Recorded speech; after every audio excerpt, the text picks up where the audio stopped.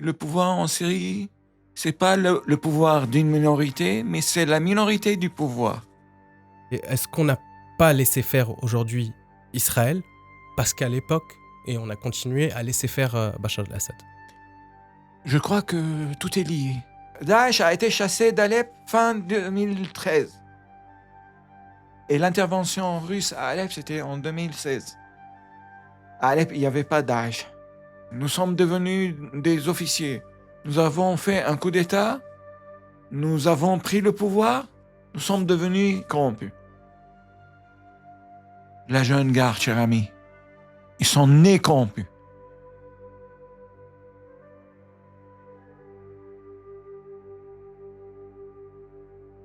Salem Al-Kaoukibi, bonjour. Bonjour. Bienvenue dans l'émission du Phare. Merci pour l'invitation. Vous êtes chercheur en sciences politiques. Vous êtes l'actuel directeur du CAREP Paris, donc le Centre arabe de recherche et d'études politiques. Et vous étiez auparavant l'ancien directeur adjoint de l'Arab Reform Initiative. Et de 2000 à 2006, vous avez dirigé l'Institut français du Proche-Orient à Alep. On vous reçoit aujourd'hui pour parler de la Syrie et plus spécifiquement de la révolution syrienne. Alors aujourd'hui, on est dans une actualité qui est assez chargée en Palestine et au Liban. Il y a notamment une info qui est un peu passée inaperçue, c'est la normalisation des relations avec la Syrie de l'Union européenne. Donc un régime qui a été sanctionné par les Américains, qui a été sanctionné par les Européens et mis au banc au niveau régional. Et avant de s'intéresser à ça, avant de s'intéresser à ce qui se passe aujourd'hui, on va faire avec vous un petit retour en arrière et notamment revenir aux années 70 pour disséquer ça et revenir à l'accession au pouvoir euh, du clan al-Assad. Et j'ai une première question pour vous, c'est comment une minorité, un clan, a-t-il pu, en étant aussi faible numériquement, prendre le pouvoir et s'installer dans un pays aussi grand que la Syrie? Bonjour. Tout d'abord, moi, je préfère éviter de me référer au nombre et à la question des minorités, même si elle est maintenant euh, bien présente et sur laquelle il y a eu beaucoup de recherches et de papiers. Mais moi, je me réfère toujours à une phrase que j'apprécie d'un ancien diplomate néerlandais en Syrie, Nicolas Van Damme, qui est aussi chercheur. Il a publié plusieurs livres sur la Syrie. J'apprécie un passage dans l'un de ses livres où il dit que le pouvoir en Syrie, c'est pas le pouvoir d'une minorité, mais c'est la minorité du pouvoir. Bon, il dit d'autres choses que j'apprécie pas autant, mais déjà cette phrase me semble euh, importante pour ouvrir la réflexion sur la question de la minorité et de la majorité. Parce qu'il faut savoir que il est vrai que la famille Assad provient de la communauté alaouite qui représente une minorité numérique en Syrie, mais la minorité alaouite était la première victime du règne d'Assad. C'est paradoxal, premier regard, Mhm. mais quand on suit de près et en profondeur l'attitude qui a été adoptée par le régime à l'égard de l'ensemble de la population, musulmane, chrétienne, parmi les musulmans, les alaouites, les chiites, les smaïlites, les druzes, les autres, le régime, tout d'abord, il a compris, en arrivant au pouvoir, Hafez Assad, quand il a fait son coup d'État, qu'on Mhm. appelle dans le jargon officiel syrien révolution ou mouvement de réparation en 1960. Hafez el-Assad qui était ministre de la Défense à ce Il était moment-là. ministre de la Défense et il est l'un des responsables de la défaite en 1967. Et il y a certains écrits qui disent plus, pas seulement responsable de la défaite, mais il avait un rôle important dans la défaite contre lequel il a eu l'aval international pour accéder au pouvoir en 1970. Mais ça nécessite tout un Bien débat. sûr. C'est pas très confirmé. Et vous disiez que les Alaouites étaient les premières victimes de Tout la... à fait, parce que la région alawite en Syrie, historiquement, elle a été délaissée par tous les gouvernants, que ce soit l'Empire ottoman ou les gouvernements nationaux. Les seuls qui ont essayé de jouer sur la question minoritaire, c'est les occupants français. D'accord. Quand ils ont divisé la Syrie en 4 États, État des Alaouites, État de Damas, État d'Alep, État des Druzes. Et cela n'a pas marché parce que c'est contre cette division qu'il y a eu la première révolte syrienne. Donc la division est refusée historiquement par les Syriens. Ce qui va nous renvoyer vers le présent parce que cette division qui a été refusée dans les années 20, malheureusement, elle risque d'être acceptée par certains dans les années 2000. Oui. Alors, Hafez al-Assad, il a la minorité alaouite ou la région alaouite était pauvre. Mais on a préservé sa pauvreté avec l'arrivée de Assad au pouvoir. On a renforcé cette pauvreté. On l'a appauvri plus pour une raison. C'est qu'il faut que la jeune génération de cette minorité s'attache directement au pouvoir. D'accord. Si elle est indépendante économiquement, si sa région est développée, elle peut s'intégrer facilement. Donc, elle ne restera pas en marge et elle restera Elle pas... ne restera pas en marge, elle ne restera pas dépendante de la bienveillance du pouvoir. C'est par ce biais que le pouvoir a réussi à récupérer la jeunesse pour les services de renseignement D'accord. et l'armée. Donc, ils se sont servis de leur propre clan pour alimenter leur régime, mais à côté de ça aussi, ils se sont servis d'autres, peut-être d'autres, on va pas dire clans, mais d'autres Minorités. minorités, Composantes de la composantes société. exactement, pour se maintenir. Il y a les groupes sunnites, il y a eu notamment les clercs soufis, sur qui vraiment le clan El-Assad s'est reposé pour consolider ce pouvoir depuis les années 70 à l'intérieur de la Syrie. Sur ceux qui croient à la religion du pouvoir. Ouais. Pas une religion monothéique ou quelconque, c'est le pouvoir. Il faut se rappeler, parce que il y a un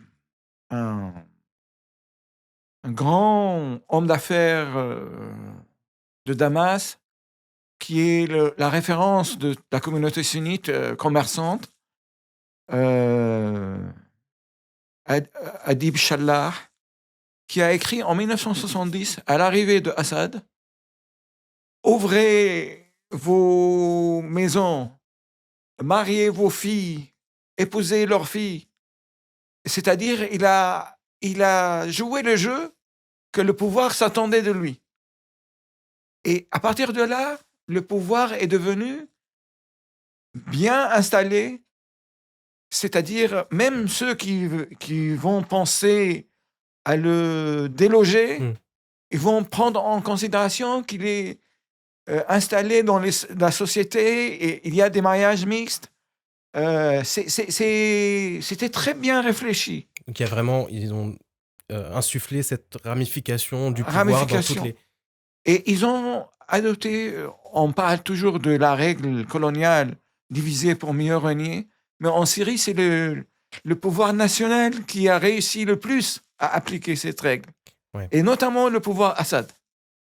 À partir de là, les chrétiens, on leur a fait croire, ou on leur a imposé le fait que sans nous, vous êtes inexistants. Donc protecteur Obligatoire. Et ainsi que pour les autres communautés. Mais en même temps, si vous regardez un peu les noms des opposants dans les années 70-80, vous allez tomber sur beaucoup de leaders issus des minorités. Oui. Donc il y a eu aussi cette stratégie de cooptation pour des grands postes, pour l'armée notamment, pour aussi continuer à maintenir et consolider leur pouvoir du départ jusqu'à... Tout à fait. Et Hafez Assad, il s'est rendu en Corée du Nord en 72. Et là-bas, il a compris comment on transforme la Syrie d'un pays qui avait des résidus de société civile, résidus de partis politiques, résidus de mouvements intellectuels, en une société soumise qui ne s'exprime même pas sur le climat. Alors, il a d'abord créé la fausse société civile en créant ce qu'on appelle l'élite du parti basse, c'est à partir de plus jeune âge. Les jeunes révolutionnaires, c'est pour le lycée. L'Union des étudiants syriens pour l'université. Et tous les syndicats et les ordres de métier qu'il a plus ou moins réussi à contrôler pour imposer sa vision de la société qui est basée sur ce que j'appelle, moi, la sécuritocratie. La sécuritocratie, c'est un système rare dans le monde. Il y a la Corée du Nord, il y a... Et c'est même pas l'Union soviétique, c'est même pas Cuba. On peut parler de ces systèmes comme étant totalitaires, dictatoriaux, policières, militaires. Il y a une statistique qui est amusante, tristement amusante sur la Syrie, c'est que c'est un des pays au monde qui compte le plus grand taux d'agents des mukhabarat par habitant. Tout à fait. Et ces statistiques négligent un fait très marquant, c'est qu'il y a les membres des services d'enseignement, mais il y a aussi les mouchards qui sont payés par pièce, les freelance, mouchards freelance. À la dénonciation. À la dénonciation. Ça a été très développé en Syrie et ça a été développé via ces associations. Et ça a été développé aussi via un autre moyen dont le régime se méfiait beaucoup.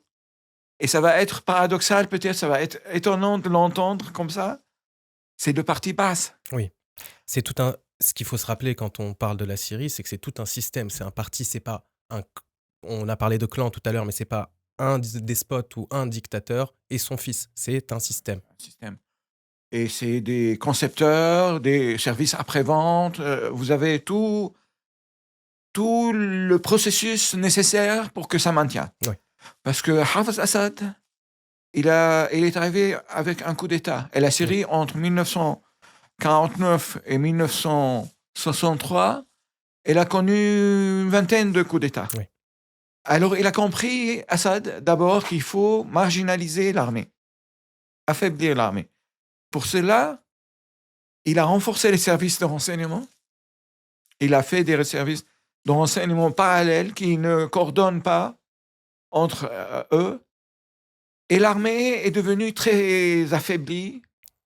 Et on voit très bien comment elle réagit, ou elle ne réagit jamais aux attaques. Il a vraiment internalisé...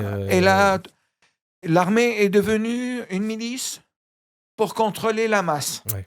Les services de renseignement sont devenus la force réelle pour protéger le pouvoir et pour protéger Damas. Deuxième chose qu'il a essayé de détruire et il a réussi, c'est le parti basse. Parce que le parti basse, qu'on aime ou qu'on n'aime pas, auquel on adhère ou on n'adhère pas, c'est un parti qui avait une idéologie, qui avait des principes, qui avait des adhérents. Alors ça fait peur d'avoir cet organisme. Donc le parti basse s'est transformé dans cet esprit de sécuritocratie généralisée en administration sécuritaire. Au service du régime, du sommet du pouvoir. Chaque personne dans la société est censée dénoncer son proche, que ce soit de la famille, que ce soit parmi les amis. La culture de la peur s'est installée. La pratique dilatoire est devenue la norme. La norme. Et à partir de là, personne ne pouvait faire confiance ni à son époux, ni à sa femme, ni à son fils, ni à sa mère, ni à son père.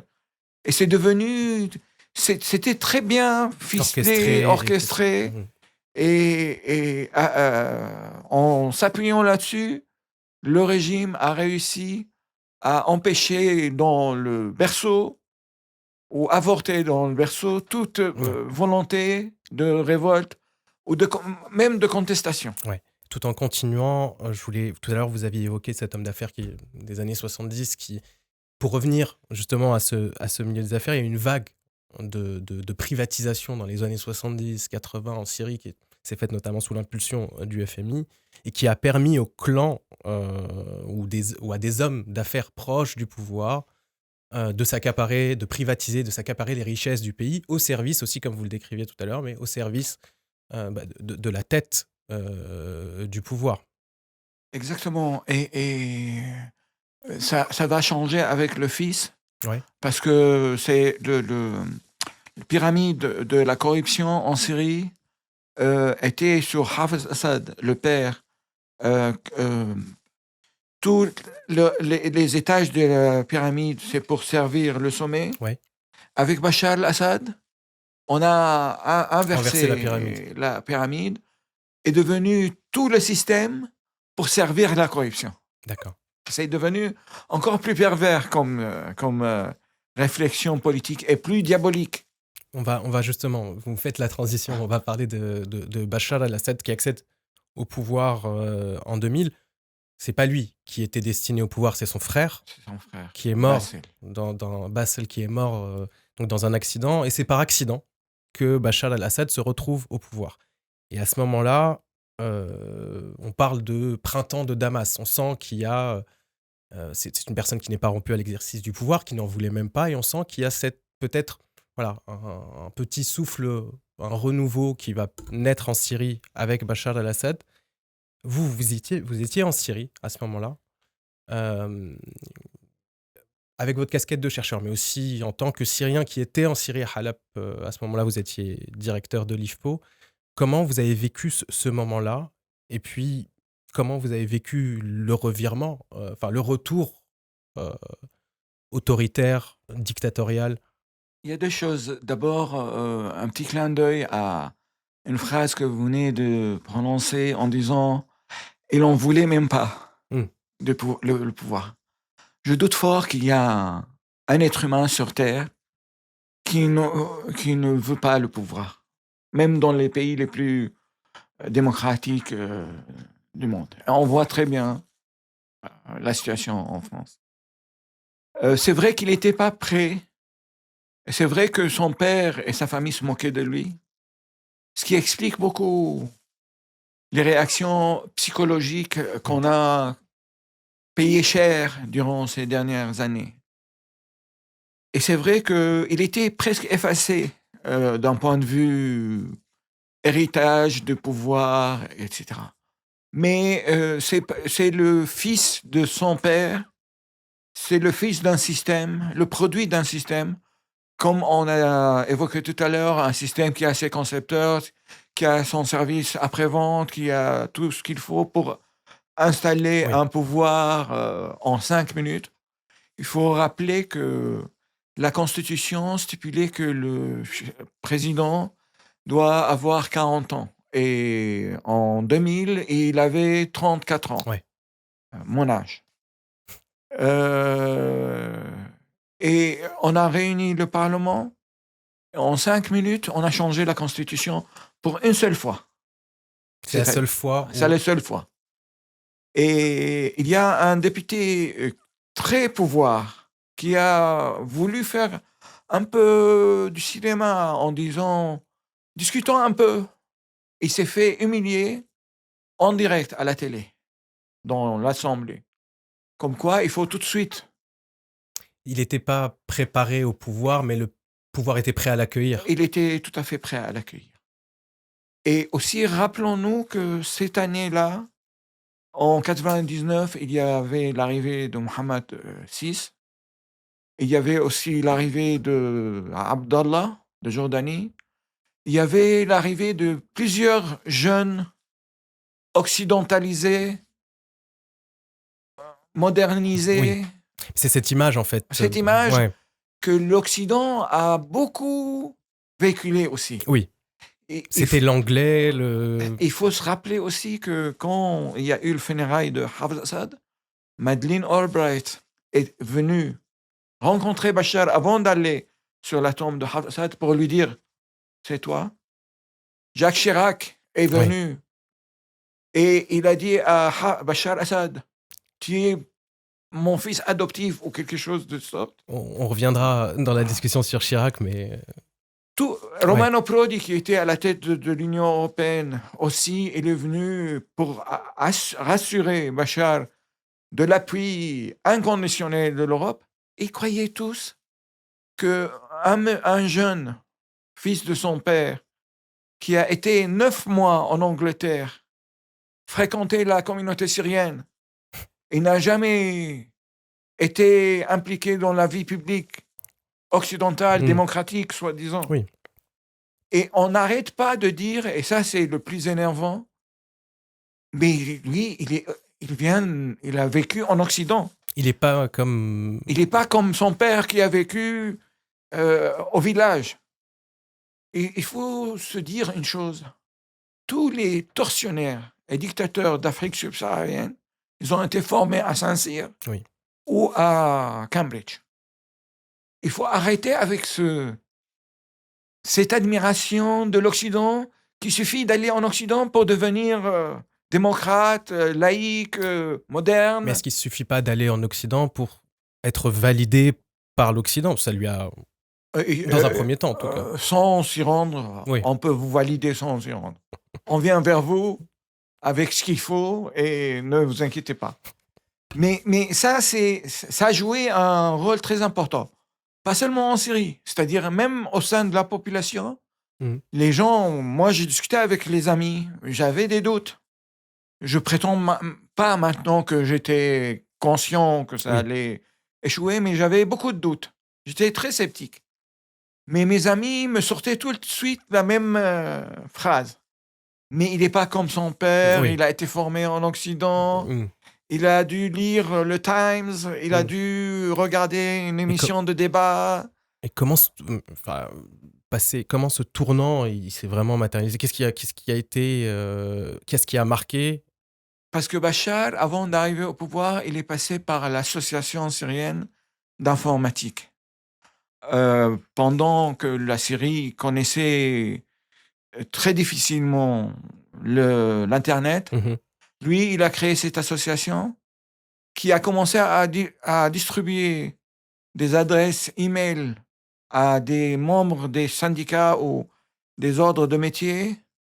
Et ce qui est assez drôle et anecdotique, qu'à l'époque, ce monsieur moderne et ouvert à l'Occident, chaque fois vous êtes inscrit pour avoir une adresse email, c'est l'association qui vous donne le password, le mot de passe. D'accord. Donc il a passé un niveau supplémentaire. C'est une forme de modernité aussi. Modernité, d'adaptation à la moderne. modernité. Oui, voilà. C'est le contrôle moderne.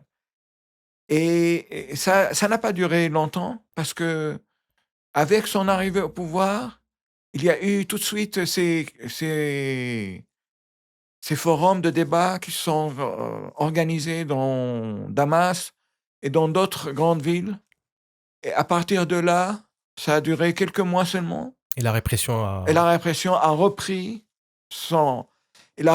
souffle et elle a commencé à être encore plus virulente que celle de son père. Parce qu'il faut savoir que son père, il évitait, malgré sa violence et sa répression sanguinaire qui a donné lieu au massacre de la ville de Hama en 1980, au massacre de la prison de Palmyre en 1982, mais quand même, il évitait de mettre les intellectuels ou des gens figures d'une certaine stature, oui. Il les marginalisait, il les appauvrit, mais il ne les mettait pas carrément en prison. ce que le fils Faisait. le faisait sans aucun... Donc on assiste vraiment même dans la méthode de répression à un vrai tournant et un arbitraire qui est beaucoup plus fort Tout avec à fait. Bachar. Surtout que Bachar, il a fait appel à la vieille garde que son père avait marginalisée à la fin de sa vie pour permettre à Bachar d'accéder au pouvoir sans souci. D'accord. Et aussi là-dessus, il y a une anecdote qui m'a marqué toute ma vie. J'ai écrit sur la différence entre la vieille garde et la jeune garde. La jeune garde, c'est les jeunes technocrates que Bachar a fait venir de Washington, de Paris, d'ailleurs, parce que les gens avaient beaucoup d'espoir dans ces jeunes gardes.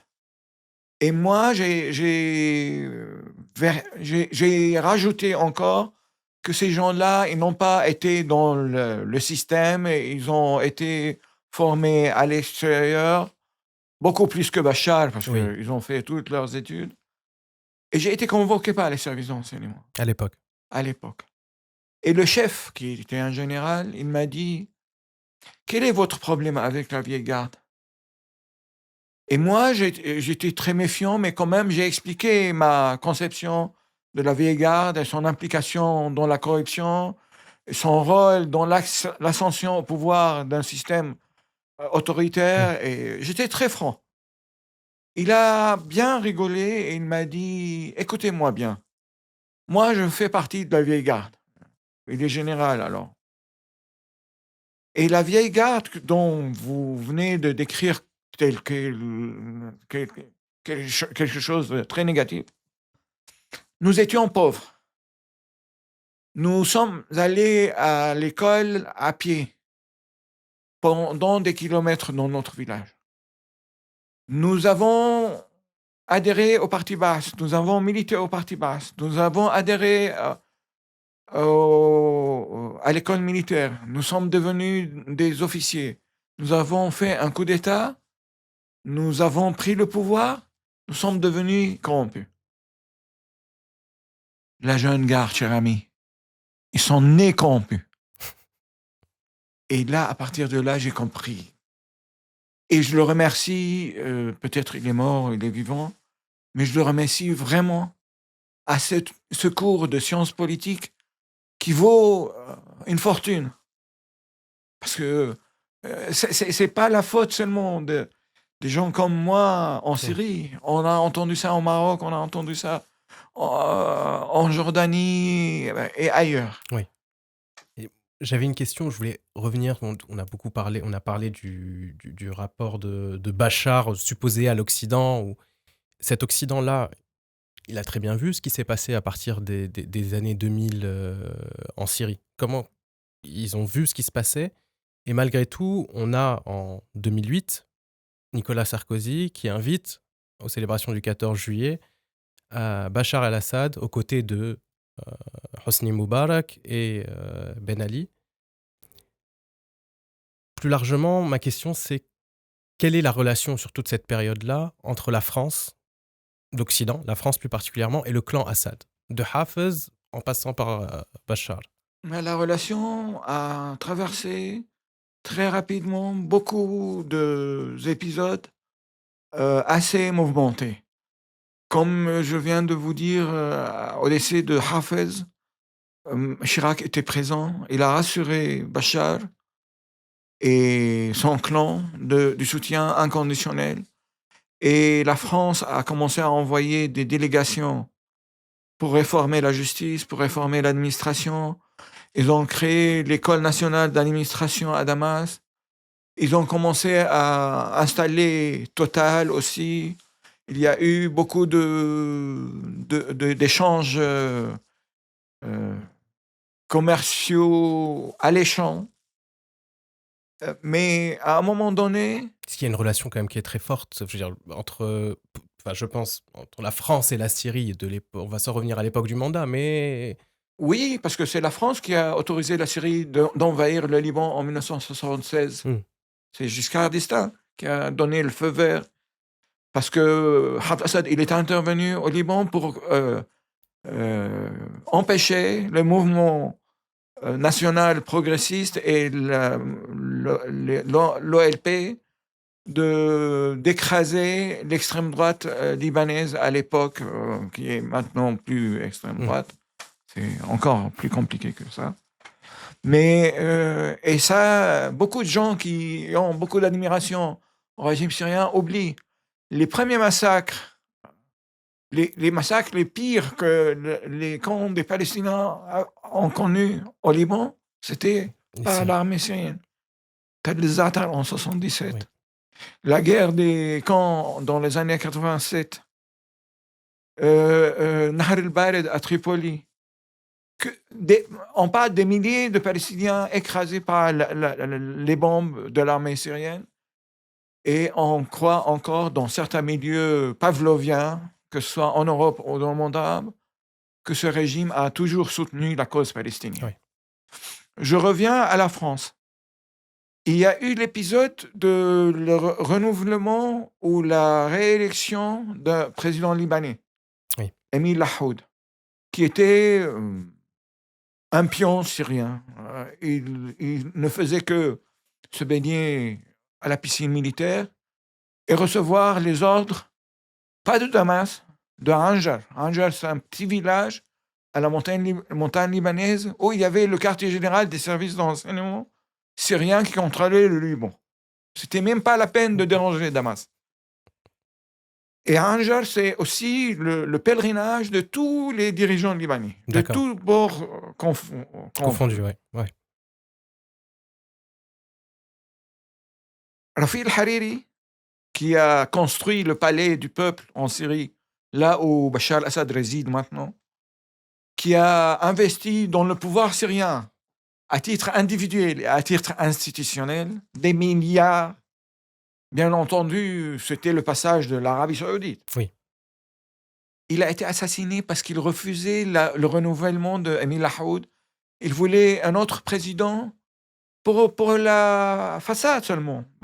Il sait que tout le monde est soumis à la bonne volonté de Razi Kanaan, le général. On n'a pas accepté ça. Il y a eu l'attentat le 14 février 2004. Les dates, 2005. Où Hariri est parti en miettes. Et là, Chirac a explosé. Hariri qui est un grand ami de Chirac. C'est un grand ami de Chirac. Vous disiez que Hariri avait construit le palais de Bachar. Chirac est décédé dans l'appartement Il a habité après Hariri à Paris. L'Élysée, quai Voltaire, dans l'appartement de la famille Hariri. Chirac est devenu furieux et il a été question qu'il va avoir beaucoup de pression contre Bachar al-Assad pour qu'il livre les responsables et qu'il change d'attitude. Il faut se rappeler aussi qu'en 2003, il y a eu l'invasion américaine d'Irak. Et la Syrie, elle a prétendu faire face à cette invasion. Tout en laissant partir des moudjahidines formés et entraînés dans les camps des services de renseignement, notamment par un cheikh qui avait une barbe comme ça, qui s'appelait Mohamed Qol Agassi. Et après que sa mission est terminée, il s'est rasé, il est devenu presque un DJ dans les boîtes à Alep. Et il a été assassiné pour que son rôle qu'il a joué à l'époque de la guerre en Irak disparaisse avec lui. Ces jeunes que le régime envoyait en Irak pour faire le djihad contre les forces américaines, c'était aussi une méthode de se débarrasser de ces islamistes. Parce que la majorité sont morts sur place. Et ceux qui sont revenus, ils ont été accueillis à la frontière et mis en prison. Quand est-ce qu'ils ont été libérés ? En 2011, pour réintégrer les rangs de l'armée libre qui n'étaient pas du tout religieuse et pour déformer l'objectif et les cibles de la révolution syrienne. Alors, Justement, avant d'arriver à 2011, vous non, avez... juste pour Oui, Sarkozy. oui, voilà, Sarkozy. Sarkozy, malin comme il le prétend, il s'est dit, en invitant Bachar et en tournant la page, il se peut que Bachar nous laisse tranquilles. Parce que le régime syrien, j'ai oublié de dire, c'est pas un régime fort. Il est régime fort contre sa Son population. peuple, oui. Mais c'est pas un pays qui représente un danger pour n'importe quel ennemi extérieur ou adversaire extérieur. Mais c'est un régime qui a la force de nuisance. D'accord. Il peut semer la terreur dans un pays, il peut faire des attentats dans un autre, il peut provoquer un coup d'État. Et alors tout le monde se méfiait de ce régime. On voit très bien maintenant comment il utilise la drogue Oui, le Captagon. pour contrôler ses voisins. Et Sarkozy croyait que, comme Mitterrand, dans les années 80, le croyait aussi, quand il a pacifié ses relations avec la famille Assad, il a même décoré Rafat Assad, responsable du massacre de Palmyre et de Hama, avec la Légion d'honneur. Rafat Assad, il est resté à Paris entre 1984 jusqu'à récemment, même quand il a été condamné et en appel à prison ferme, il a quitté la France tranquillement par l'aéroport d'Orly. Alors, il y a toujours des arrangements. Oui. Et je me rappelle toujours d'un passage où Mitterrand s'est rendu à Damas en 1984 quand les choses ont été réglées avec le régime syrien. Après que le régime syrien était derrière l'assassinat de Louis de Lamare, ambassadeur français à Beyrouth, il était derrière l'attentat contre Drakkar, le quartier général des parachutistes français, les légionnaires à Beyrouth. Mitterrand, il a dit il faut arrêter le syndrome syrien. Il s'est rendu à Damas, il s'est réconcilié sur les bains de sang de ses compatriotes.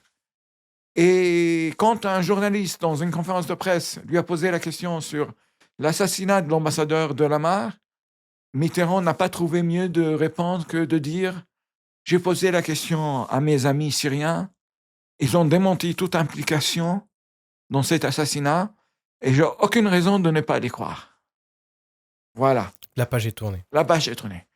Et Sarkozy, il a cru qu'il va jouer la même chose. Avec le fils. Avec le fils. Justement, avec le fils. Donc merci pour ces précisions sur les relations entre la France et le clan Assad. En 2011, on en a brièvement parlé tout à l'heure, arrive le printemps arabe de la Tunisie, l'Égypte, et il touche la Syrie. Qu'est-ce qui fait qu'en Syrie, la révolution prend et commence ?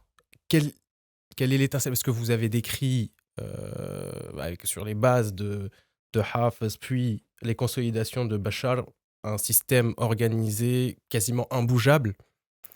Comment ça prend dans la société ? J'ai omis peut-être un détail,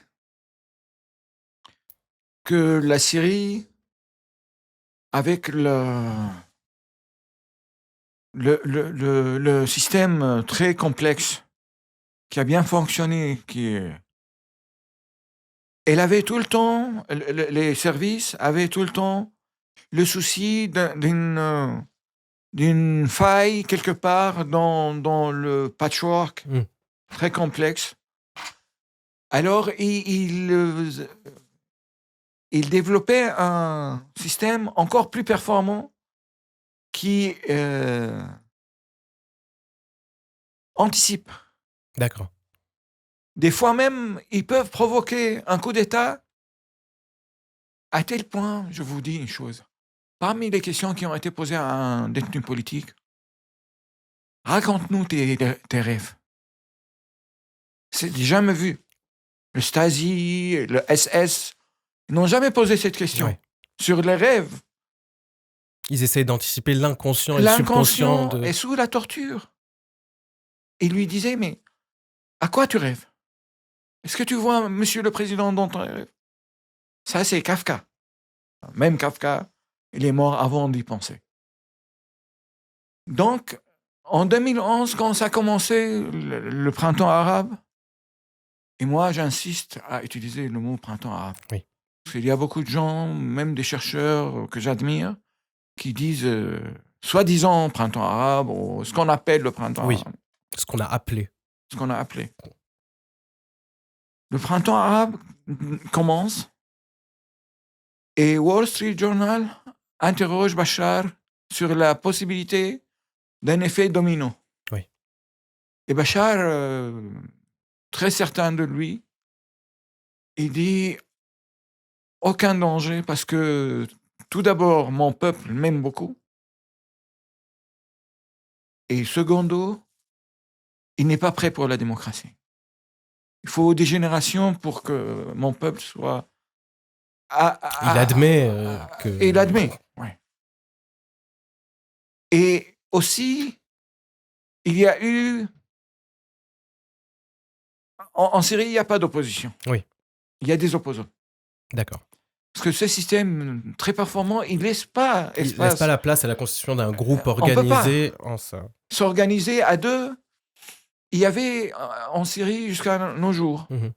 Et ils prétendent qu'ils l'ont plus, mais maintenant peut-être encore plus. 99 métiers qui nécessitent pour les exercices. pratiquer une autorisation de 5 branches de services d'enseignement différentes. 5 branches qui travaillent parallèlement. Aucune Donc coordination. 5 enquêtes distinctes et 5 approbations distinctes. Parmi ces métiers, coiffeur, boulanger. Après, c'est des métiers qui brassent beaucoup de monde, donc beaucoup d'informations. Non, mais c'est femme de ménage, etc., etc. Donc, l'étincelle n'était pas seulement un événement comme Bouazizi en Tunisie, même si on a évoqué l'affaire des adolescents à Daraa qui ont écrit c'est votre tour, docteur, en arabe, ça fait une rime.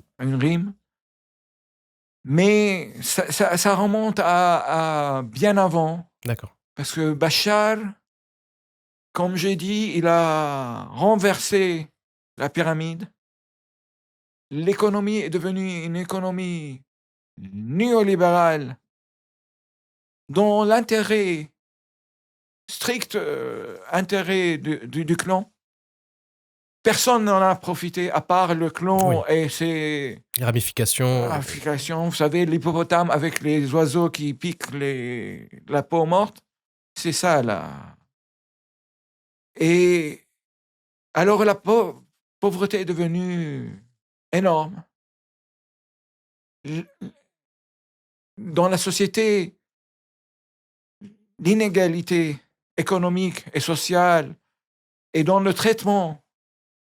En Syrie, tous les jeunes des familles riches ne font pas leur service militaire parce qu'ils payent. C'est que les pauvres qui font le service militaire. Qui font le service militaire. Ou les rares riches qui ne veulent pas payer, c'est extrêmement rare. Alors, il y a eu la pauvreté qui a poussé pas mal de centaines de milliers de personnes à quitter leur province et venir constituer les ceintures de pauvreté, d'où les premières manifestations ont commencé. C'est vrai que la périphérie, ça a commencé dans la périphérie et c'est né. Ouais. C'est vrai qu'à Daraa, qui est une ville, il y a eu la réaction affective et émotionnelle contre cette arrestation des enfants. Oui. Mais il faut se rappeler aussi que Daraa, c'est un fief du parti Baas et du pouvoir. Alors, c'est là où le pouvoir s'est rendu compte que quelque chose va lui échapper. Parce qu'il croyait qu'il contrôlait la société par le biais de ce que j'ai énuméré tout à l'heure. Là, quelque chose lui échappe. Tout en sachant que ces rassemblements, ces manifestations étaient totalement pacifiques. Étaient pacifiques. Et il faut insister sur le fait que dans ces rassemblements, les slogans étaient « Le peuple veut réformer le pouvoir ». Islah al-Nizam. Moi, je fais la chronologie des slogans Oui, pour comprendre où nous sommes. Le peuple veut réformer le système parce que les Syriens, ils ont déjà connu les années 80. Ils savent qu'est-ce que ça veut dire répression. Et c'est un peuple, entre guillemets, comme tous les peuples du monde, pacifique. Il veut seulement ne pas être humilié à la longueur de la journée. Moitié journée, un quart de journée, ça va, mais pas toute la journée. Alors il voulait des réformes. Et chaque fois que la répression devient plus sanguinaire, les slogans deviennent plus radicaux. oui, Le peuple veut réformer le système. Oh, il ne nous reste que toi, Dieu. Dieu, il apparaît dans une phase où les gens recevaient des bombes et les chars traversaient leurs manifestations et on arrêtait par centaines chaque jour des jeunes. Troisième, on arrive à... Le peuple veut finir avec ce oui, régime. Alors, les premiers 6 mois, c'était très pacifique. À tel point que certains manifestants, ils ont distribué des bouteilles d'eau aux policiers parce qu'il faisait chaud. Et on les a cherchés pour les tuer les premiers. Le régime, dans sa conception des choses, c'est très, très malin, voire pervers. Je ne me méfie pas des gens qui prennent les armes.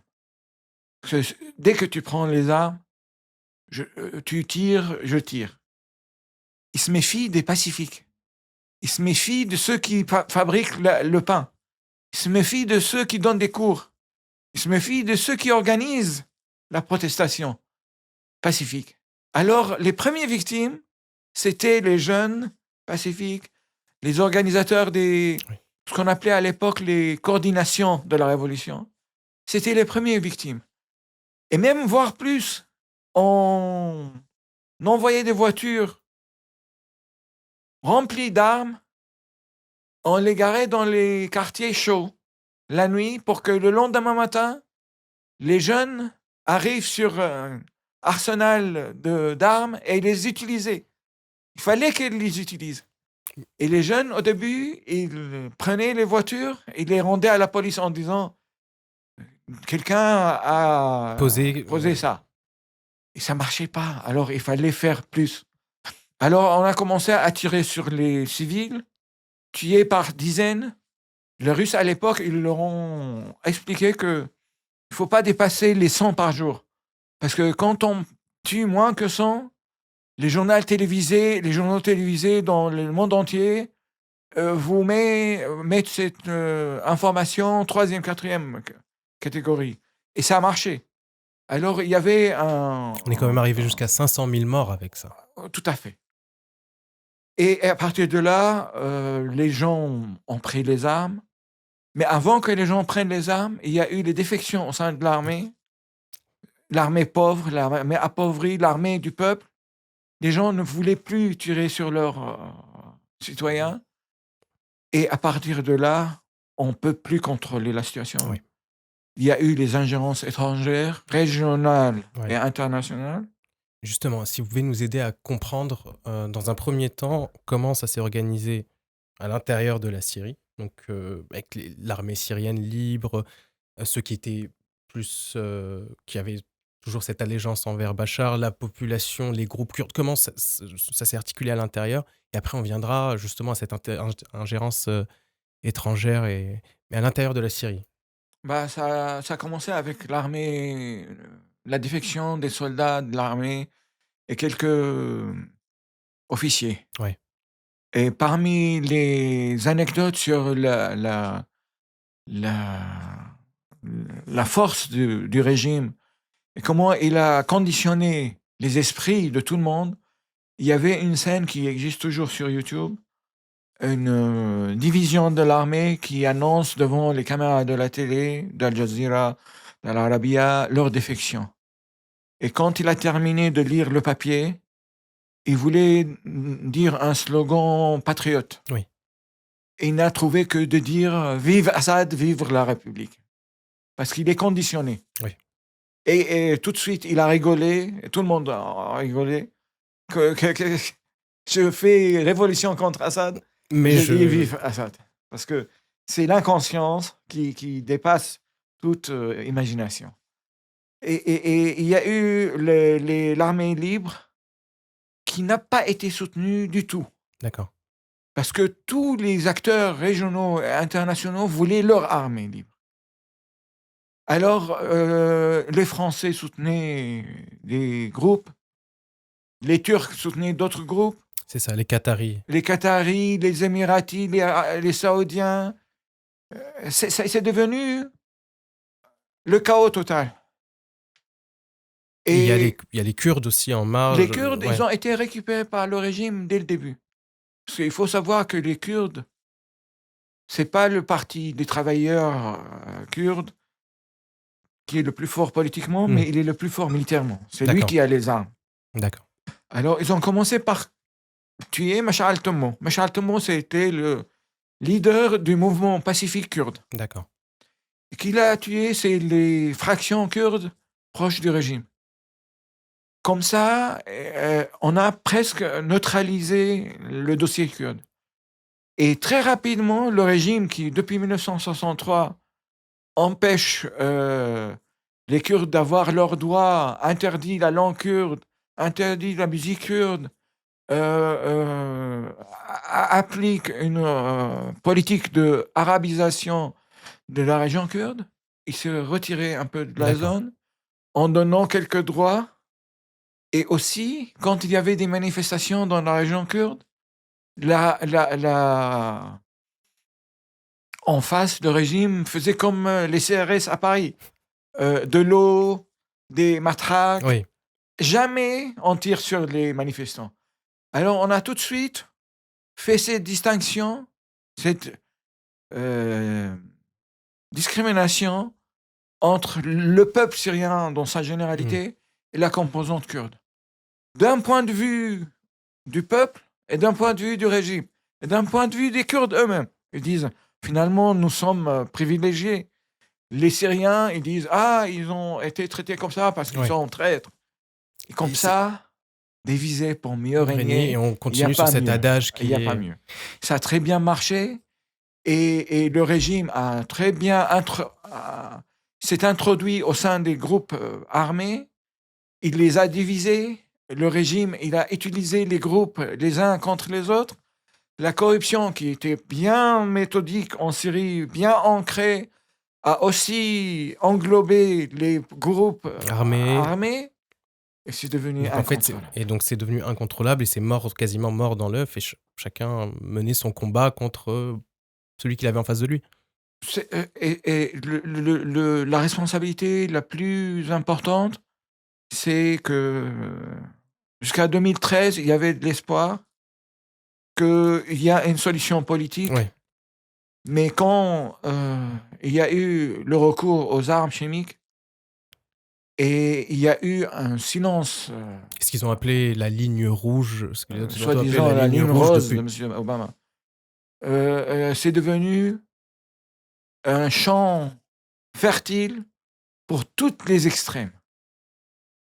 Et tout de suite, Daesh a émergé. Justement. Elle est venue d'Irak Ouais. après août 2013. Justement, c'est un moment qui est tristement fort parce qu'on est sur... on a parlé de la révolution, du printemps arabe, de la répression qui dure pendant plusieurs années et de l'émergence de Daesh en Syrie et en Irak. Daesh qui a été... dont le développement a été largement favorisé par Bachar el-Assad. Largement favorisé, pas seulement en tant que Daesh, en tant que tout mouvement extrémiste. C'est dans l'intérêt de celui qui ne veut pas la victoire de la révolution de radicaliser ses composantes.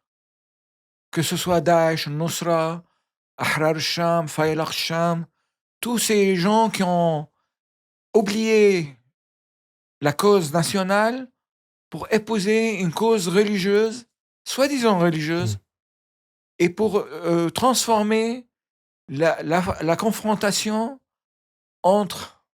Et ce qui a rendu un grand service au régime, Il y avait une phrase qui m'avait marqué, c'était Bachar ou le chaos. ou le chaos. Et même, il y a une phrase encore plus sanguinaire qui a été affichée partout sur les murs de la Syrie. Al-Assad ou nahruq al-balad. Ou bien c'est Al-Assad, Al-Assad ou on brûle le pays. Alors finalement, on a Al-Assad et ils ont brûlé le pays. ouais. Il n'y a pas où. Et Al-Assad qui a profité de Daesh pour continuer à massacrer son propre peuple. Ce sont des... Moi, j'appelle ça des alliés objectifs. D'accord. Parce que ça a servi beaucoup Assad. Mhm. Ça a servi beaucoup l'Occident. Oui. Parce que l'Occident, sous ce prétexte, il a dit « Ah non, non, alors on arrête. Il vaut mieux avoir Assad que Daesh. D'autant que Assad s'était positionné aussi en tant que protecteur des chrétiens à ce Protecteur moment-là. des chrétiens. On a fait marcher quelques réseaux corrompus, SOS chrétiens, D'Orient, oui. d'Orient, quelques personnalités D'extrême droite. d'extrême droite et d'extrême gauche. Il faut... j'attends toujours la mea culpa de M. Mélenchon, mais je doute fort qu'il la fera. Et tout d'un coup, on s'est rendu compte tous, et maintenant il y a des documents sur les relations commerciales, surtout dans le domaine du pétrole, entre Daesh, qui contrôlait la zone pétrolière, et la raffinerie de Banias, qui est sous contrôle du régime. Ça passait par des citernes, des camions, sous l'œil et le contrôle du régime et des Occidentaux, parce que quand on a des drones, on le sait. contrôle tout. Et moi, je dis une chose, quand Daesh a attaqué Palmyre, pour les Français, Palmyre, c'est un site archéologique. Millénaire Pour les Syriens, c'est aussi la prison de Palmyre, oui. où des milliers de personnes ont pourri. Palmyre a été attaqué par Daesh en provenance de Raqqa, qui est à 200 km, 250 km de Palmyre. Et c'est une route désertique. Même les pigeons voyageurs Ils s'y aventurent pouvaient pas.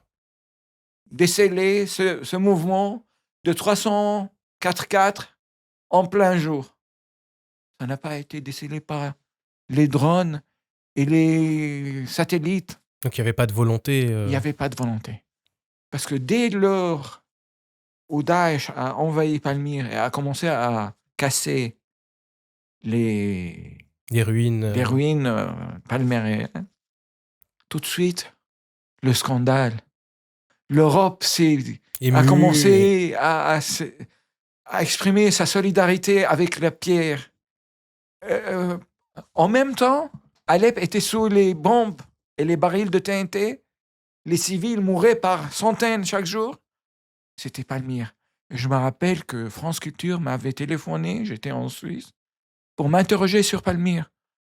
J'ai répondu, j'ai dit, je peux vous répondre sur Palmyre, mais je veux bien qu'on place un mot sur Alep. Niet. Alors j'ai refusé de parler. Justement, sur cette position, l'Occident et de façon générale l'étranger à la Syrie, on a parlé des forces intérieures qui étaient totalement désunies, désorganisées, ou en tout cas pas dirigées contre Bachar al-Assad. Il y a aussi un autre tournant, il y a celui de l'ingérence étrangère et le positionnement de plusieurs forces contre ou avec le régime de Bachar sur cette période-là. Est-ce que vous pouvez justement nous donner plus d'éléments sur chaque force, chaque pays ou chaque organisation, je pense notamment à l'Iran, Hezbollah, jusqu'à la Russie, et nous dire qui s'est positionné comment à ce moment-là, dans ce laisser-faire et dans cette... Il y a aussi des préjugés qu'il faut essayer de déconstruire. Quand on parle de l'alliance chiite entre l'Iran et la Syrie, on connaît mal l'idéologie réelle des politiciens iraniens. Parce que le raccourci qu'on se fait, ou en tout cas... Parce qu'ils sont chiites. Voilà, c'est ça. Les Alaouites sont une minorité chiite.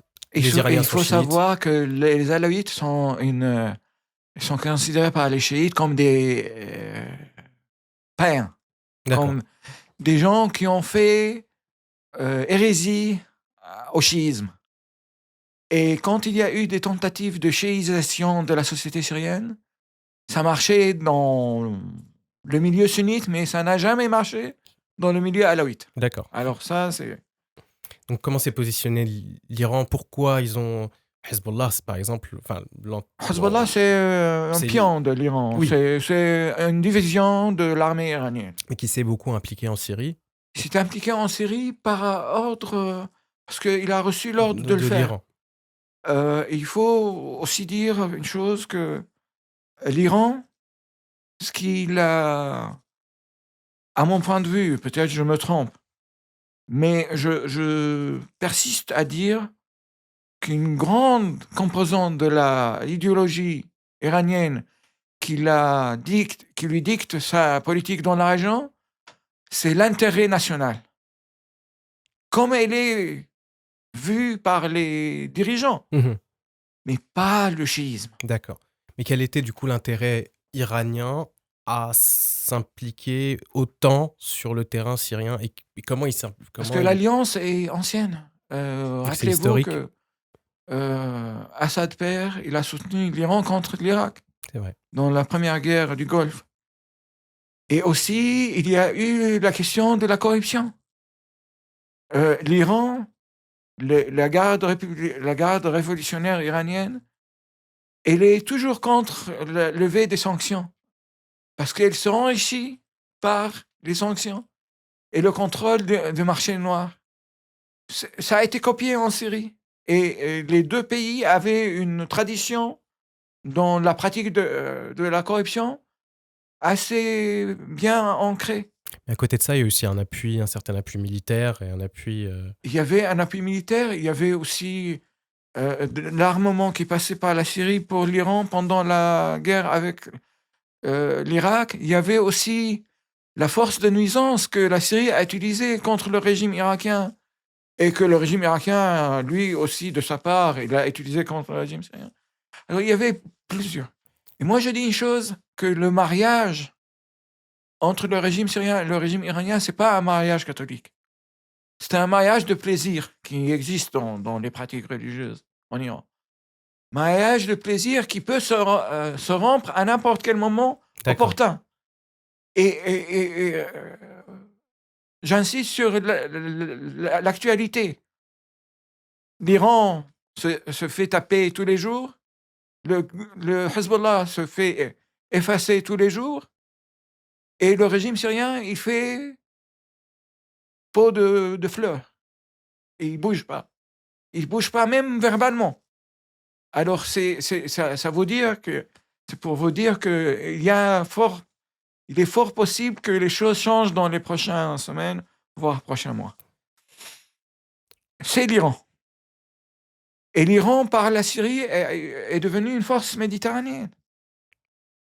L'Iran, par la Syrie, a étendu son contrôle économique de la région. L'Iran, par la Syrie, est devenu aussi, elle a obtenu l'accès au Liban pour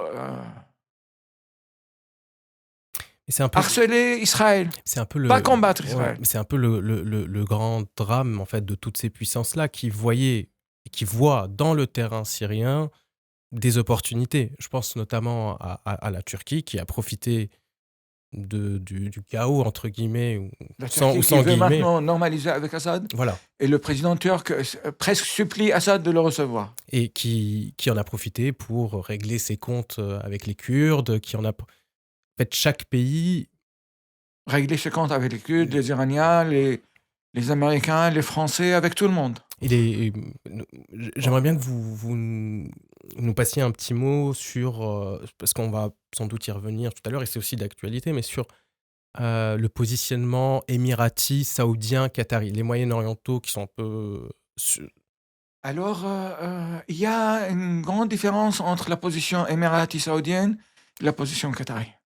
La position qatari, elle était dès le début elle était consciente, et ça, il faut le dire, quand le Premier ministre qatari est venu en Syrie essayer de convaincre Assad de faire des réformes, même de réformes de façade, Mineur.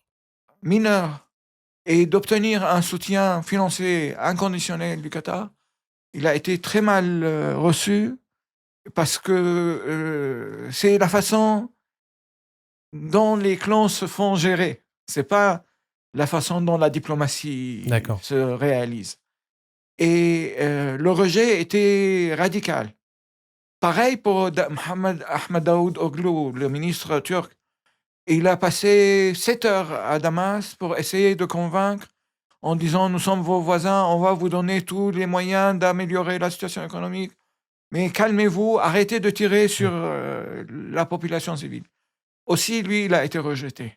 Pour ça, les deux pays qui ont été les plus détestés et les plus diabolisés par le régime syrien, c'est le Qatar et la Turquie. Parce qu'ils ont essayé les deux manières. Ils n'ont pas tout de suite sauté sur le départ du régime. Ils ont pris une démarche médiane. Le Qatar, après, il a choisi de soutenir les démarches turques en Syrie. Parce que l'ensemble des exilés syriens, ils sont partis en Turquie. 4 millions de Syriens maintenant en Turquie. Et toutes les institutions et les réunions, les conférences de l'opposition ont démarré en Turquie. Justement, on va y revenir sur le... Et c'est par ce biais que la Turquie a maîtrisé plus ou moins les cartes de la scène syrienne.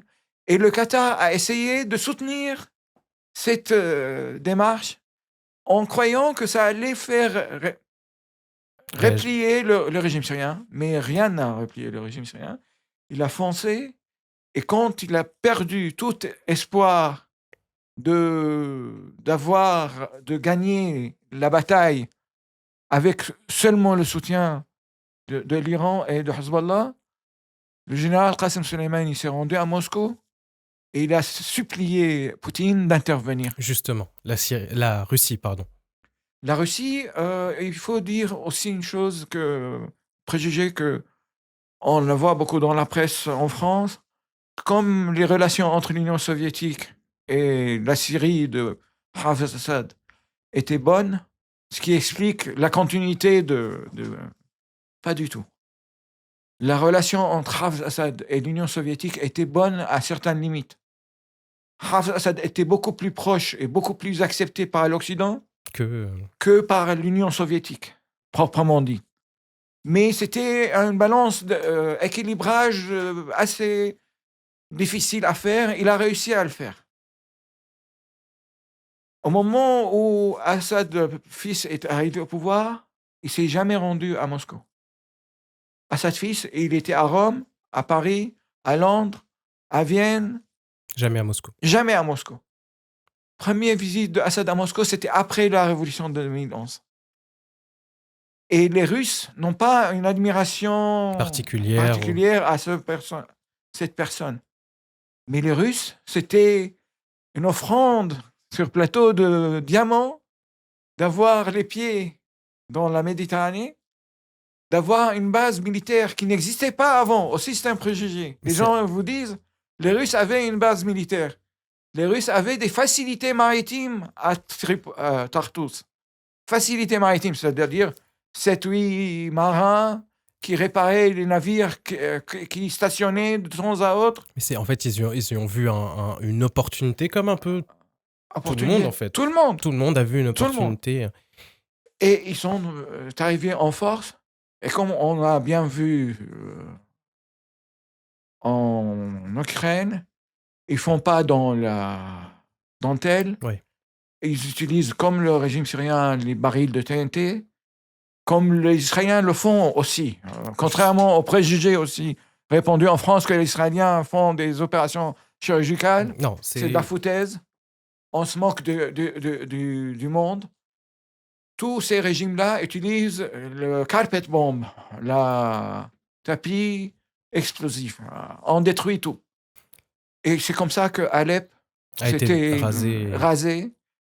Et 2015, l'arrivée des Russes, l'installation des Russes dans une base militaire, l'une des plus grandes bases militaires d'une armée étrangère à l'étranger, qui s'appelle Hmeimim, où il y a des armes balistiques qui sont orientées vers le nord, pas du tout vers la Syrie, et pas du tout pour combattre Daesh.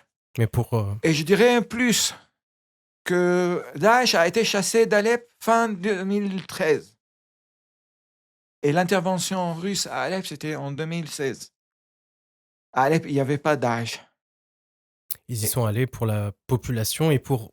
Pour la Et population. pour... Justement, sur la population, il y a un aspect dont... Enfin, il y a un groupe dont on n'a pas parlé, c'est l'opposition.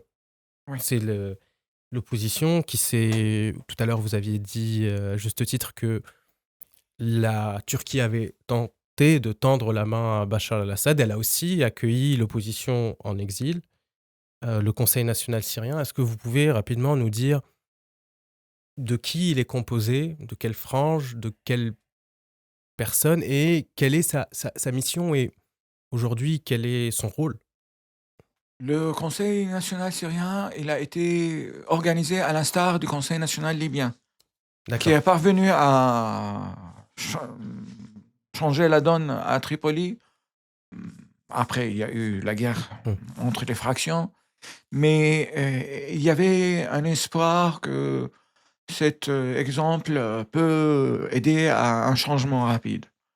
Et une des signes de la naïveté de l'opposition syrienne,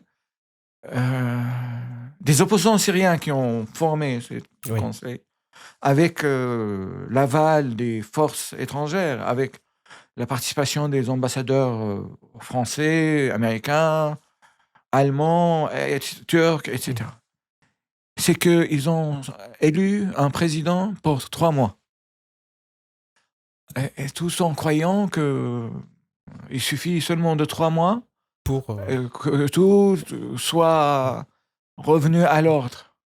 Et 3 mois, 3 mois, 3 mois, ça fait 15 ans. Ce conseil a été tout de suite aussi un open space, parce que ce sont pas des courants politiques. Le seul courant politique qui était organisé, c'était les frères musulmans. Les autres, même s'ils appartenaient à une tendance politique, ils ne se sont jamais rencontrés auparavant. Ils se connaissaient presque à peine. Et ils étaient tous en exil ou en prison. Alors, tout de suite, les frères... C'est difficile de faire prendre la mayonnaise. Tout à fait. Tout de suite, les frères musulmans, ils ont eu la mainmise. Et dès qu'ils ont eu la mainmise, ou bien ils ont orienté la marche vers des questions un peu plus religieuses, moins nationales, ou bien ils sont aussi encouragés à la militarisation de la contestation. Ils ont joué un rôle, d'après leur expérience dans les années 80, qu'avec ce régime, il n'y a que la force qui marche. Ouais. Ce qui n'est pas faux, mais en même temps, quand tu n'as pas les moyens, tu ne fonces pas dans un champ miné et tu payes le prix cher et tu fais payer les autres le prix énorme. Ce conseil-là, il prétend représenter 60% de la population syrienne. Pour vous, c'est un chiffre qui se tient ou... Vous savez, moi, je crois, dans le meilleur des cas, une révolution, même une révolution réussie, ne représente pas plus que 30% de la population. Mais le Conseil, il y avait tous les courants politiques dedans. À tel point, c'est devenu comique. C'est-à-dire, pour chaque rencontre avec un responsable étranger, s'il n'y avait pas un représentant de chaque courant, c'était la pagaille parmi les opposants. À savoir que ce n'est pas le plus important, mais ils n'ont rien compris. Ils n'ont rien compris ce qui est leur propre priorité. De quelque sorte, j'ai l'impression que vous avez tout à l'heure largement décrit de quelle manière le clan Assad avait détruit de l'intérieur toute forme d'organisation. Et même dans la guerre, même dans les moments où il est censé y avoir cette organisation, on n'a pas réussi à l'avoir non plus. Ils n'ont pas réussi et le Conseil national s'est transformé, après 2 ans, en Conseil national de coalition nationale. D'accord. On a changé l'intitulé, On a prolongé la période de présidence sans meilleur résultat. sans meilleur résultat, aussi avec l'ingérence des représentants Bien des sûr. forces étrangères. Et à partir de là, la rupture ou le fossé entre le peuple syrien qui croyait à la révolution, qui adhérait à la révolution, qui participait à la révolution, et soi-disant ses leaders d'opposition est devenu énorme. Mmh. Et il y a plus, on a commencé à mettre en doute l'intégrité de certaines personnes au sein de l'opposition. On a commencé à mettre en doute leur intégrité politique, leur intégrité Et déontologique. c'est là où j'ai l'impression que ça a laissé un chemin droit vers la normalisation avec Bachar al-Assad. En fait, tout le terrain était fertile pour... Il n'y a pas d'opposition, donc il n'y a pas de contestation. Je veux dire, il n'y a pas de voix qui s'oppose à Bachar al-Assad. Et j'ai l'impression qu'on se retrouve après, en 2003, Mais avec une réhabilitation de Bachar, de la Syrie, et un retour vers comme si de rien n'était, ou comme si rien ne s'était passé. de toute façon, moi je dis toujours c'est notre guerre d'Espagne. Quand je fais le parallèle, certaines personnes se sentent froissées. Rappelez-vous que le général Franco, quand il a fait sa guerre contre les républicains, il a été soutenu par les nazis et les fascistes. Et quand il a réprimé les républicains qui étaient légitimes, le pouvoir légal en place, qui n'était même pas révolutionnaire. En 1946, c'était la fin de la Deuxième Guerre mondiale, le départ des nazis, la disparition du nazisme et du fascisme. Et tout le monde croyait que Franco allait disparaître avec eux. Mais tout de suite, Franco, il a proposé ses services pour combattre le communisme en Occident aux Anglais, aux Américains. Il a invité les Américains à établir une base militaire chez lui. Il a été gardé au pouvoir jusqu'à la fin de ses jours. Alors, c'est notre guerre d'Espagne. Rien de morale ou de valeur. Ouais. On a bien vu maintenant avec Gaza. Et vous l'avez expliqué. On l'avait Ouais. expliqué bien avant et personne ne voulait nous entendre. Ouais. Et vous l'avez dit tout à l'heure, je trouve très justement sur l'Iran. En fait, c'est pas une surprise parce que chacun voit ses propres intérêts et intervient. Et un acteur qui hier... Tant qu'il peut, Exactement. il va intervenir. Et j'ai une dernière petite question qui nous renvoie aussi à l'actualité, triste actualité aujourd'hui. On voit qu'il y a plus de... les chiffres, enfin, on va dire 50 000 morts à l'heure actuelle à Gaza. Il y en a eu 500 000... Vous avez oublié de dire d'après le ministère de d'après le la ministère Santé de la Santé Hamas. du Hamas. Pardon, du Hamas. Et des morts au Liban, mais qui sont aussi comptés par le Hezbollah. Voilà. À savoir que le nombre de victimes en Palestine, c'est le double, le triple. Parce qu'on n'a pas encore enlevé Tristement, mais certainement. Certainement. 500 000 en Syrie et peut-être certainement plus. Ma question triste de conclusion, c'est est-ce qu'on n'a pas laissé faire aujourd'hui Israël parce qu'à l'époque, et on a continué à laisser faire Bachar al-Assad? Je crois que tout est lié. On a laissé faire Bachar al-Assad alors quand en Égypte, on a tué 1000 personnes dans une soirée sur la place Rabaa, on s'est dit, mais si en Syrie on a tué 500 000, en quoi ça nous dérange de tuer 1000 personnes qu'on considère comme des barbus? Il y a Kamal Daoud qui va dire que c'est des terroristes.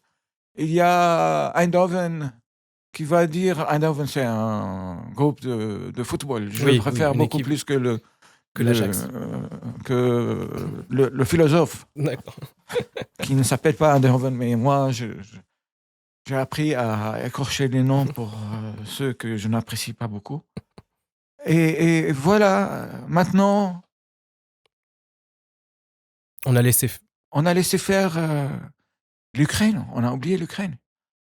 J'étais au forum de Doha. Monsieur Le Drian, qui était ministre des Affaires étrangères, disait « Mariupol, c'est notre Alep à nous ».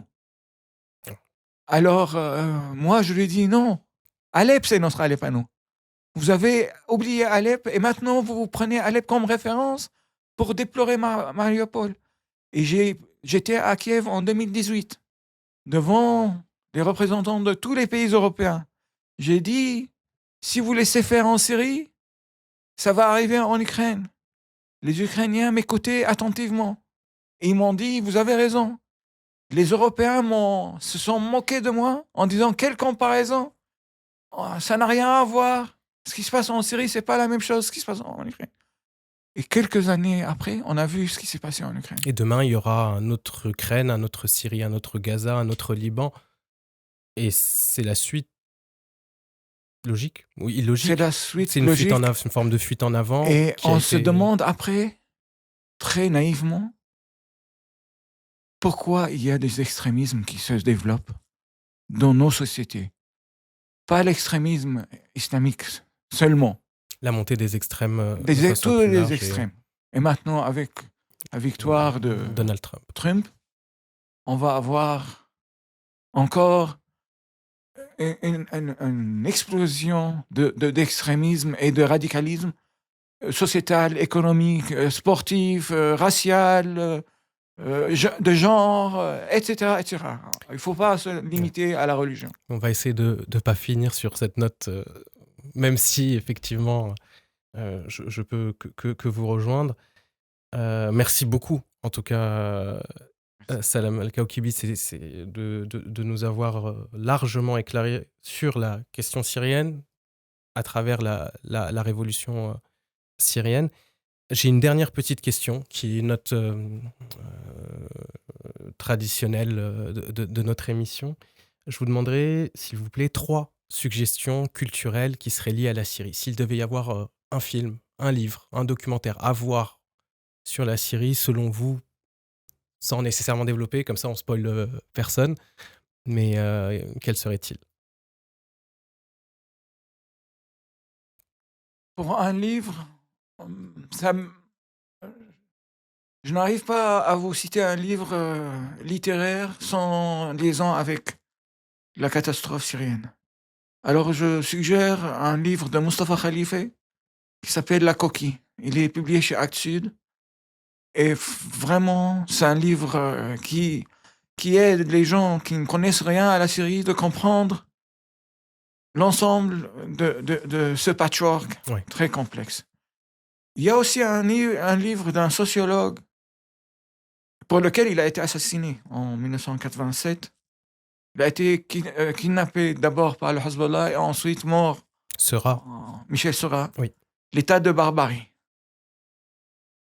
Si on veut comprendre ce qui se passe en Syrie, il faut lire l'état de barbarie. Là, je viens vers les films. Vous savez, en Syrie, on a toujours produit des films par l'État qui n'ont toujours été interdits par l'État. C'est le paradoxe d'ouvrir une petite brèche pour les intellectuels tout en les attrapant à la fin. Il y a un film de regretté Ammar Amiralay qui s'appelle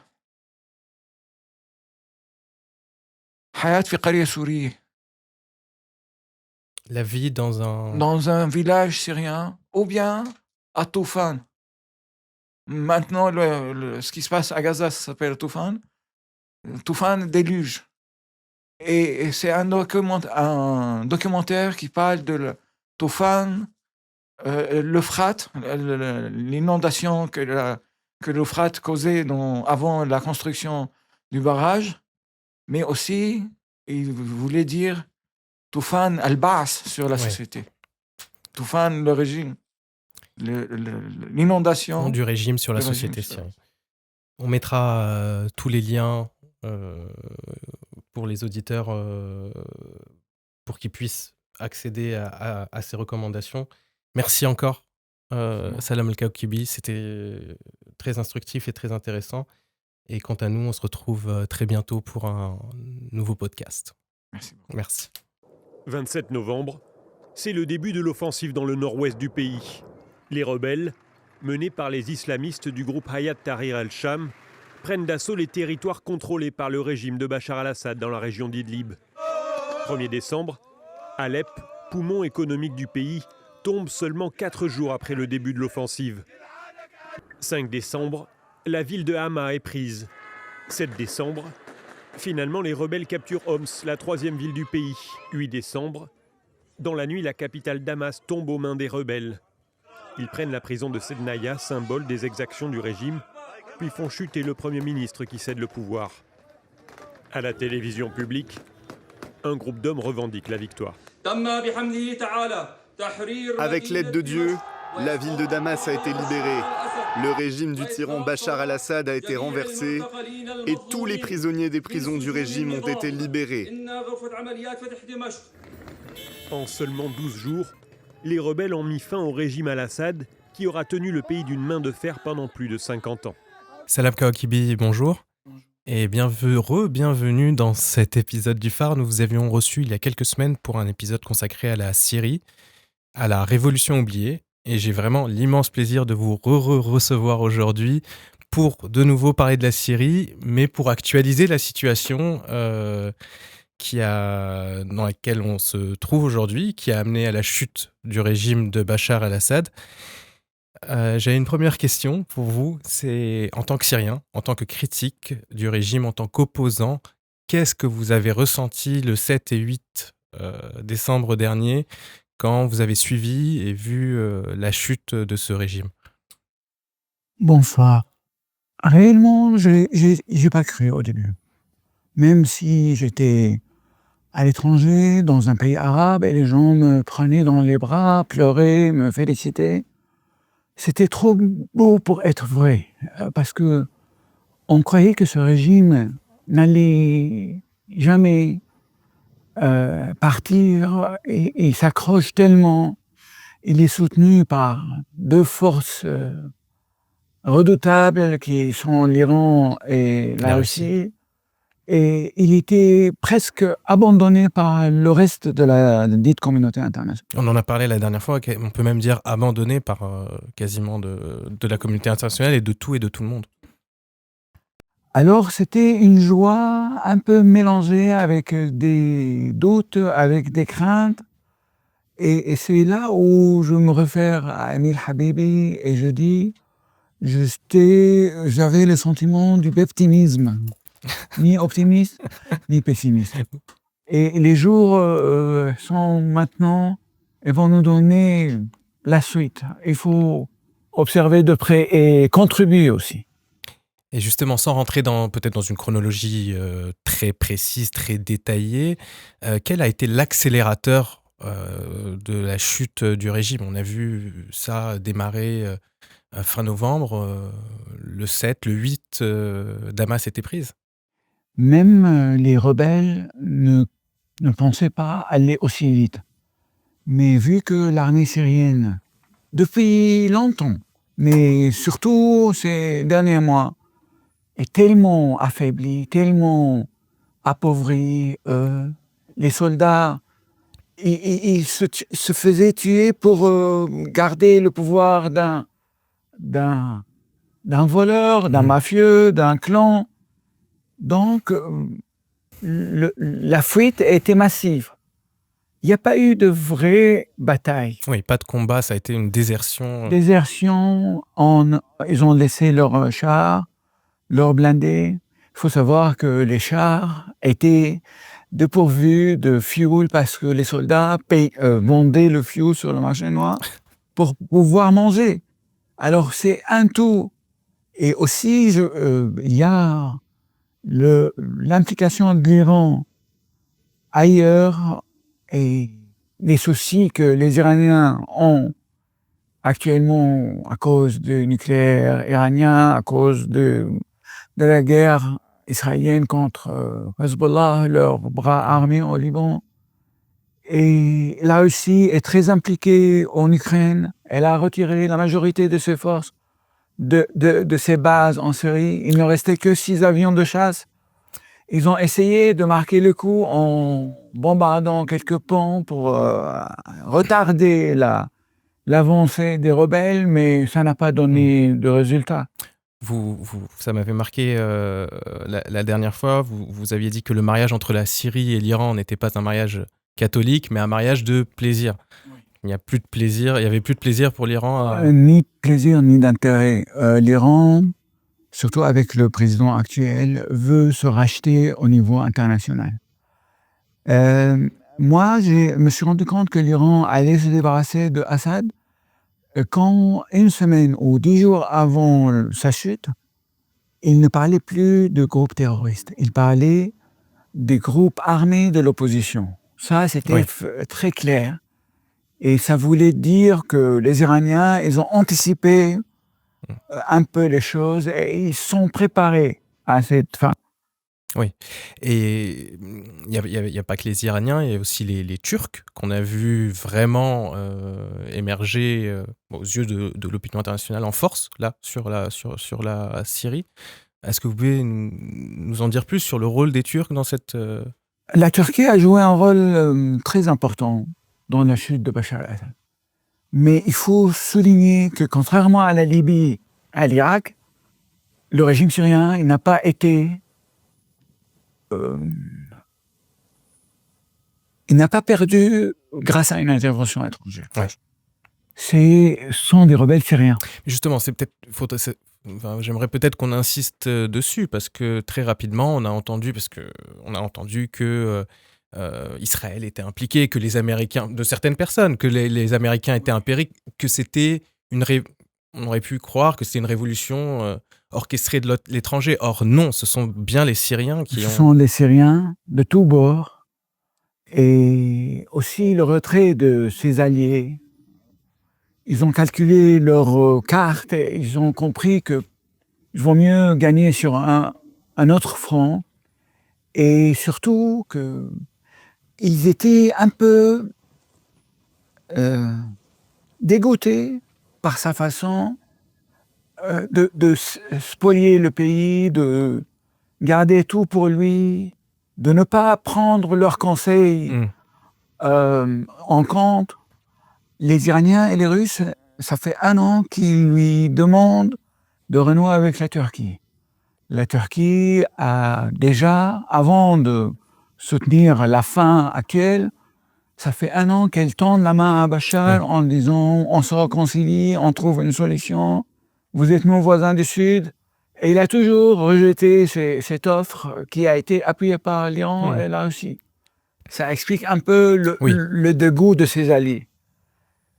Et la Turquie a joué un rôle, surtout, parce qu'il faut dire que la HTS, le principal groupe qui a mené ces rebelles vers Damas, ce sont pas des milices turques ou soutenues par la Turquie, comme on voit dans les autres composantes, comme l'armée nationale syrienne qui a été créée par la Turquie. Mais HTS, ils ont des relations correctes avec la Turquie, mais ils ont leurs propres décisions politiques. D'accord. Et alors, ils ont profité, bien entendu, de l'appui turc et ils ont profité aussi de la faiblesse et la dégringolade de pouvoir. Ça serait faux de dire qu'ils ont été téléguidés par la Turquie. Pas du tout. Ils n'étaient pas du tout téléguidés par la Turquie. D'accord. Et pour Israël, depuis 1974 jusqu'à 8 décembre, il n'y avait pas un seul tir sur les frontières israéliennes, syro-palestiniennes. Les Israéliens ont commencé à frapper en série après que les rebelles ont pris Damas. Oui. Ça suffit pour expliquer aux sceptiques que Israël était rassuré de la présence des Assad, père et fils. Oui. Et dès que le pouvoir a changé, ils voulaient se débarrasser de l'arsenal militaire syrien par peur et par ignorance de ceux qui vont venir le remplacer. Il y a une phrase que beaucoup de gens oublient de Ariel Sharon dans les années 2000. Il a dit, en parlant de Assad, il a dit « Le général qu'on connaît est mieux que le général qu'on ne connaît pas. » Alors, tout pari sur l'intervention israélienne ou croyance qu'Israël a bénéficié de ce changement est complètement faussé et montre une ignorance totale de la complexité de la scène géopolitique. Et pour revenir à HTS et à la géopolitique, à la politique intérieure de la Syrie, est-ce que vous pouvez nous dire plus sur ce groupe et la figure principale, Ahmed El-Jolani? Ahmed Shara, plutôt. Voilà, ça. Qui s'appelait Abu Mohammed El-Jolani comme nom de guerre.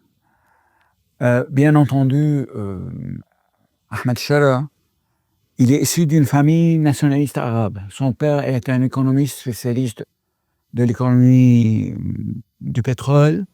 Il a des livres qui sont enseignés à la faculté d'économie. Et il a été persécuté par le régime parce qu'il faisait partie de la mouvance nasserite. Et il a été obligé de partir en Arabie Saoudite, où Ahmed Shara est né. Bien sûr, après, avec l'invasion de l'Irak par les forces américaines, il y a eu un engagement massif au sein de la jeunesse nationaliste et islamiste syrienne pour aller combattre l'envahisseur américain. Pas pour défendre Saddam Hussein, parce qu'ils étaient tous conscients de cette dictature, mais c'était pour eux une guerre américaine contre le monde arabo-islamique. Et Ahmed Shara faisait partie, il a été arrêté par les Américains, il a été libéré après quelques années de détention, et il est parti en Syrie. Et c'est à partir de là, il a prêté allégeance à Al-Qaïda. Et très rapidement, il a changé de cap parce qu'il s'est rendu compte qu'Al-Qaïda, c'est pas ce qu'il cherchait exactement. Il a créé son front Al-Nusra. Et en 2016-2017, il a changé aussi du front Nusra vers Hayat Tahrir Sham, HTS, en pensant que sa lutte, c'est pour libérer les Syriens. C'est ni pour imposer la charia, ni pour créer un État islamique. Et c'est là où la chose se complique, parce que il reste quand même dans cette tendance des éléments radicaux. D'accord. Et pour cela, moi je dis, si on reconnaît pas Ahmed Shara, si on lève les sanctions, on lève pas les sanctions sur lui, et si on continue à imposer les sanctions contre la Syrie tant qu'il est au pouvoir, ça va renforcer le clan ou la fraction radicale qui va lui dire, tu vois, tu as compté sur les démocraties, tu as cru qu'on allait t'accepter, on t'acceptera jamais parce que tu es musulman. Ils savent comment manipuler. Donc là, l'ennemi de Jolani et l'ennemi de cette transition, ça serait un ennemi extérieur? Ce serait un ennemi extérieur. À part les sanctions, il y a aussi ceux des dirigeants arabes qui ont très peur du paradigme syrien. Oui, il y a eu Sisi qui a très vite Oui, réagi. Sisi, les Émirats arabes unis. Et ils sont capables de provoquer des problèmes sécuritaires, voire plus, en Syrie. Parce que en Syrie, c'est un patchwork de communautés, d'ethnies, et une ingérence étrangère pour semer la zizanie entre la majorité sunnite qui est représentée par Ahmed Shara et les différentes minorités qui sont, surtout les alaouites, ils sont armés. Oui. Mais tellement Ahmed Shara essaye de les rassurer que jusqu'à nos jours, il n'y a pas eu de repli sur soi, de prise de combat, reprise de combat. C'est l'impression qu'on a, mais aussi avec les Kurdes, avec les Kurdes aussi, il y a des négociations assez continues. Mais dans tout ça, l'ingérence étrangère peut jouer un rôle très négatif. Donc essentiellement les Émirats arabes unis et l'Égypte et Israël. Est-ce que Israël n'a forcément pas intérêt à avoir un pays de la taille et de la puissance démographique de la Syrie? Vous savez, au Centre arabe, à Doha, nous avons réalisé un sondage d'opinion sur l'acceptation de la normalisation avec l'État d'Israël tant qu'elle occupe des territoires arabes. On a eu plus que 85% en moyenne refus de toute forme de normalisation. Alors, Israël est consciente que, au cas où il y a une démocratie dans un pays arabe limitrophe, le pays ne pourra jamais signer une paix dictée par les Israéliens Oui. si l'opinion publique est contre. Oui. Alors Israël était toujours contre les printemps arabes. Et comme j'ai dit tout à l'heure, elle bombarde actuellement toute possibilité de créer une armée syrienne, même si Ahmed Shira il a précisé que ses priorités maintenant, c'est l'économie et la sécurité interne, Oui. mais ça reste un danger potentiel pour Israël. J'ai une question, on va basculer en Europe sur le virage pris par les Européens, notamment la France, l'Allemagne et l'Italie, sur la politique migratoire liée aux Syriens. Très, très, très, très trop rapidement, on a observé que les Européens, certains pays européens souhaitaient que les Syriens retournent très, très vite dans leur pays, là où ces mêmes observateurs n'étaient pas certains du sort du pays. Je crois que le retour va se limiter en premier temps aux réfugiés qui se trouvent dans une situation lamentable au Liban, en Jordanie et un peu en Turquie.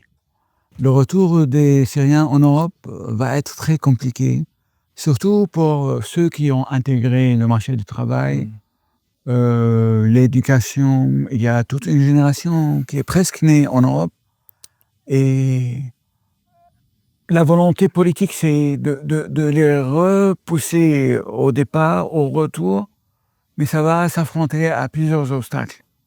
Mais ceux qui vont être obligés de retourner, c'est ceux qui venaient de déposer leur demande d'asile et que l'administration européenne vient de geler.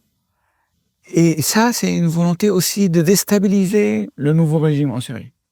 Parce qu'il faut encore soutenir le nouveau régime qui n'est pas le régime de HTC.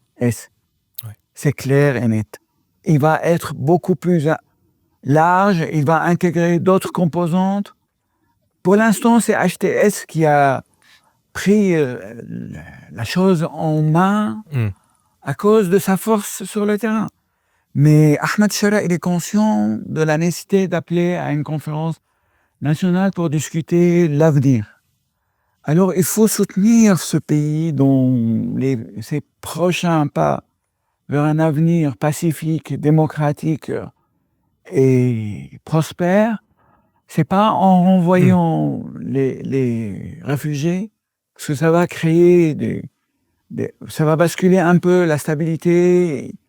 La majorité des réfugiés n'ont plus de lieu pour y retourner. Leurs maisons ont été confisquées, ont été détruites. Il y a des villages en entier qui ont été démolis. Alors, il faut prendre tout ça en considération. Oui, il faut laisser les choses se faire dans les temps et... Il faut laisser le temps pour le temps. Et au-delà de ces obsessions occidentales dont on a parlé, quelles aspirations pour le futur pour le peuple syrien ? Vous savez, le peuple syrien, ça fait plus que 55 ans qu'il est sous un régime inqualifiable. Parce qu'on ne peut pas dire dictatorial, on ne peut pas dire totalitaire. Moi, je l'appelle sécuritocratique. C'est encore pire. La culture de la peur était partout. La doute dont les proches étaient très répandus. Alors, avant de reconstruire le dur, il faut reconstruire des esprits. Une société fragmentée, divisée, militarisée aussi. Il y a beaucoup de travail pour reconstruire une cohésion nationale, pour donner sens à la citoyenneté, parce qu'en Syrie, nous étions des sujets. Nous n'avons jamais été des vrais citoyens, avec tous les droits et les devoirs qu'un citoyen a.